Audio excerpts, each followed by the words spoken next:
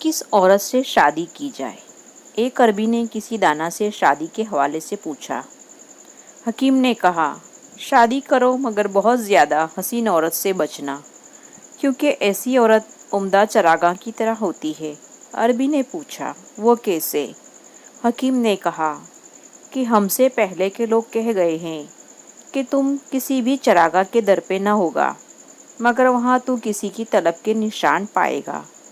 ये बड़ी अहम व हकीकत के करीब तरीन बात है कि हुस्न व पारसाई एक साथ बहुत कम जमा होते हैं। कुछ ना भी हो तो देखने वालों की निगाहें कसरत से इधर उठती हैं।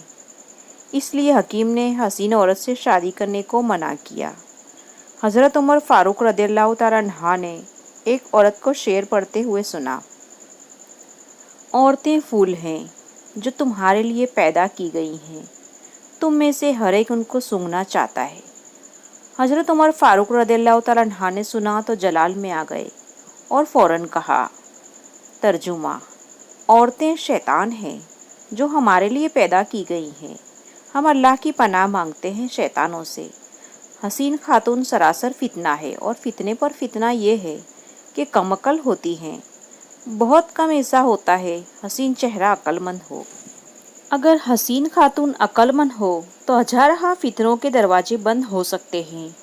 वैसे भी मर्द हसीन हो ना हो, अक्लमंद ना हो, अगर दौलतमंद हो तो औरत की अक्ल निकाल लेता है, जबकि औरत सिर्फ हसीन हो और कुछ भी ना हो तब भी अक्लमंद तरीन मर्द की अक्ल निकाल लेती